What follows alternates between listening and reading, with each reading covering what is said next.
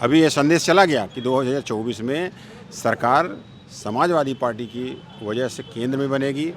किसी भी सरकार बनेगी उस बिना समाजवादी पार्टी की नहीं बनेगी। अब ओम प्रकाश राजभर के बारे में क्या बताया जाए, वो तो पियरका बन के रह गए हैं और सारे लोग जान चुके हैं। भाजपा वाले भी उनको पियरका के नाम से जानते हैं। और पियरका रहता कहाँ है?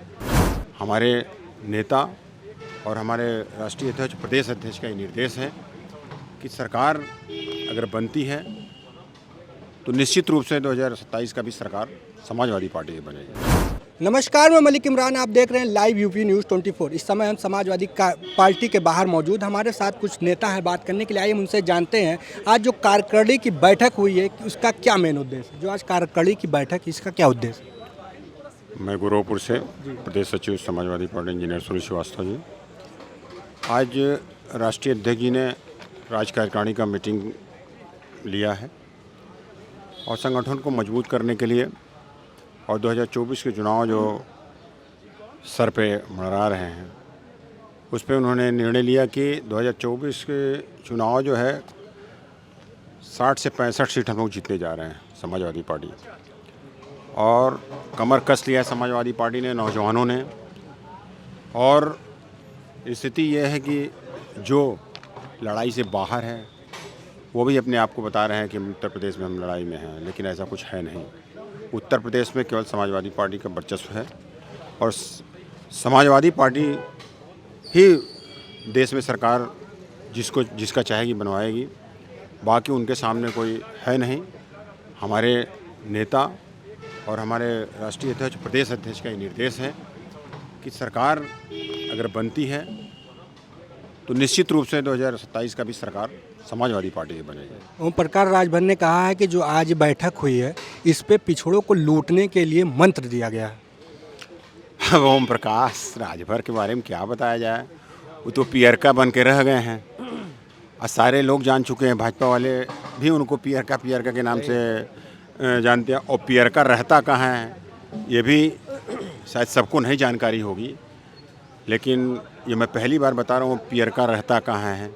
पियरका ऐसे जगह रहता है जिसका कोई समूल नष्ट करने वाला ही वो पियरका का नाम दिया गया है। पियरका मतलब उसका नाम परिभाषित नहीं कर पा रहे हैं, न करेंगे।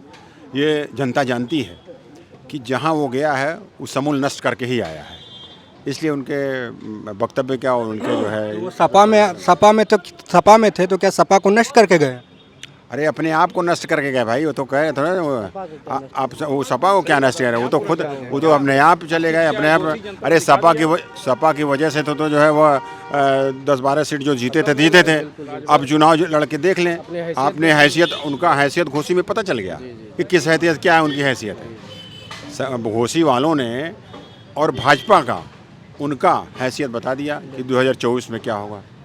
अभी ये संदेश चला गया कि 2024 में सरकार समाजवादी पार्टी की वजह से केंद्र में बनेगी। किसी भी सरकार बनेगी उस बिना समाजवादी पार्टी की नहीं बनेगी।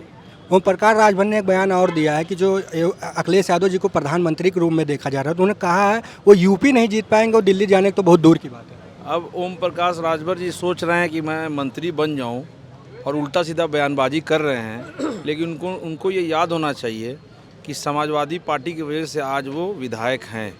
नहीं तो घोषी चुनाव वहाँ उनके समाज का निर्णायक वोट है और समाजवादी पार्टी ने शानदार जीत अर्जित की है। अब उनकी आदत जो उलूल जुलूल बयानबाजी करना है, मंत्री बनने का सपना देखना है, अपने समाज के वोट को बेचना है, तो ऐसा बयानबाजी वो करते रहेंगे। उसके लिए क्या कर सकते हैं? आज आप उनका कोई भी आजकल का बयान देखिए, चेहरा उतरा हुआ है कि पता नहीं मंत्री बन पाएंगे नहीं बन पाएंगे। तो ये बयानबाजी इसी की वजह से है। तो बयानबाजी मंत्री को वजह दे रहे हैं कि मंत्री का पद हमें नहीं मिल पाया, बयानबाजी देंगे तो मंत्री बन जाएंगे। अब वो तो मजबूर हो गए हैं, क्या करें, उनके पास बचा तो है नहीं कि लिया बयान के ही आधार पे जो है हमको कुछ मिल जाए, और कुछ वहाँ भी मिलने वाला नहीं है। अब इसके बाद वो वही जगह बचा हुआ है पियरका का जहाँ जो है यहाँ टर करता है। और उसके अलावा टर के अलावा छोड़ दीजिए ना, वो क्या नाम है, संडास में जाने के बाद होता है, वो वही बचा है, बस वही है। संडास का परिभाषा क्या हम बताएं, वही है पियरका, वही होता है और क्या दूसरा क्या है। आज मुद्दों की अगर आप बात करिए, बयानबाजी हटा दीजिए, तो अभी आपने 4 दिन पहले हम सबने पढ़ा न्यूज़पेपर में कि एक पूर्व सांसद का बेटा बेड के अभाव में मर गया। ये ज़मीनी हकीकत हो गई और आप पेपर उठा के पढ़िए। नहीं, ये बीजेपी के सांसद ने खुद बयान दिया था। नहीं सुन लीजिए, तो ये ज़मीनी हकीकत हो गई। बयान क्या पूरे पेपर में, चाहे पूरे प्रदेश और देश ने देखा, तो ये ज़मीनी हकीकत हो गई। और आप उनके पाठक जी से पूछिए जो उप मुख्यमंत्री हैं, वो कहेंगे कि ये काम कर दिया, वो मशीन लगवा दी, अल्ट्रासाउंड करा दिया। तो इनके बयान और इनके ज़मीन के काम, ज़मीन आसमान का फ़र्क है। इनके पास एक ही ऑप्शन बचा, हिंदू मुसलमान, कब्रिस्तान शमशान, इस पे चुनाव लड़ रहे हैं। लेकिन जब आदरणीय सुनील श्रीवास्तव जी यहाँ खड़े हैं, विक्रांत उपाध्याय खड़े हैं, तमाम अन्य जातियों के लोग खड़े हैं, PDA ये सरकार बनाने जा रहा, क्योंकि सबको चाहिए रोज़गार, सबको चाहिए अच्छी रोड, अच्छी सड़कें, सबको चाहिए खुशहाली। ये लोग क्या करते हैं, भाई से भाई और नफरत की राजनीति करने वाले लोग हैं। एक बार जनता ठगी गई, 2 बार जनता ठगी गई, अब जनता नहीं ठगी जाएगी। तो PDA का पहले माना जाता था PDA पिछड़ा दलित आदिवासी, लेकिन अब नया आया है पिछड़ा दलित आदिवासी अल्पसंख्यक आदि आबादी। तो ये क्यों बयान दिया? ऐसा है कि विपक्ष के लोग जब इंडिया नाम रख दिया गया तो उनको इंडिया नाम से नफरत हो गया। कोई कहा इंडिया नाम बदल दो, भारत रख दो, ये वो कर दो। हम लोग नाम पर बहस करने वाले लोग नहीं हैं, हम लोग काम पे बहस करने वाले लोग हैं। काम पर हमसे मुकाबला करके योगी जी दिखाएं।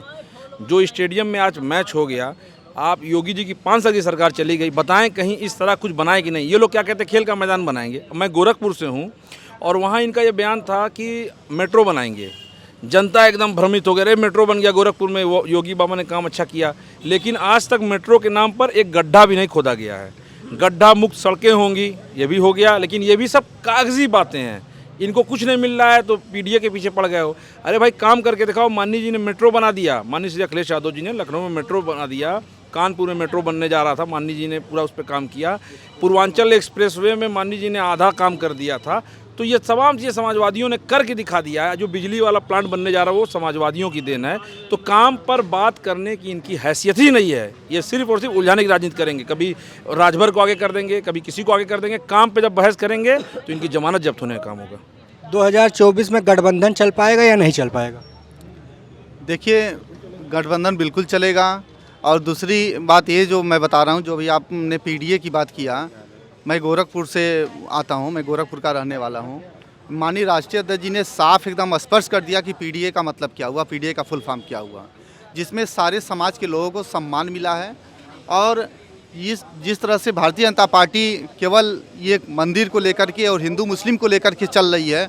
मैं गोरखपुर से आता हूँ, रास्ते में अयोध्या मंदिर मिलता है, रास्ते में तमाम मूर्तियों रोड पर लगाई जा रही हैं। इसका क्या परिमाल है, इसका क्या मतलब है, इसका क्या निष्कर्ष है? आप ही के गठबंधन के नेता हैं अजय राय जी, उन्होंने कहा है कि जब सत्ता में थे तो ये उन्होंने पीड़ितों की और पिछड़ों की बात क्यों नहीं की, सत्ता में हटने के बाद ये क्यों रैली निकाली? उसके पहले भी कि आपका कैमरा शायद वहाँ तक देख नहीं पा रहा है और ना ही आप मीडिया वालों का कान वहाँ तक जा पा रहा है। ये पहले हमारा नहीं, अजय राय जी का कहना। नहीं, हम तो आपके माध्यम से कह रहे हैं। और वो अगर नहीं सुने होंगे, नहीं देखे होंगे तो शायद देख लिए होंगे, उस पर नहीं जाएंगे। चूँकि जिस प्रकार माननीय राष्ट्रीय अध्यक्ष जी ने विकास किया, वह न केवल एक जाति समीकरण ने चला, बल्कि पूरे समाज के लोग, पूरे उत्तर प्रदेश के लोग, पूरे भारत के देश उसका लाभ उठाए हैं।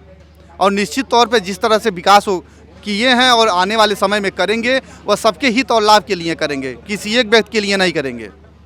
दलित वोट को अपने तरफ आकर्षित करने के लिए क्या करने वाले हैं? सबसे पहले तो आपका धन्यवाद पत्रकार साथी। मैं जनपद सिद्धार्थनगर के विधानसभा क्षेत्र डुमरियागंज का रहने वाला हूँ। दलित के लिए माननीय अखिलेश यादव जी ने PDA पे काम करना शुरू कर दिया है।